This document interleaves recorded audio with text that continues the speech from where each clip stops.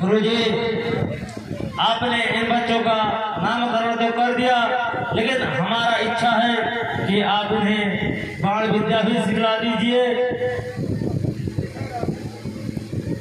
ठीक है राजन, आपका आदेश है तो मैं इनको ले जाऊंगा, इनका पालन पोषण करूंगा, इनको बाल विद्या सिखाऊंगा, सब कुछ मैं इनको बोल बना करके तो आपके पास लाऊंगा।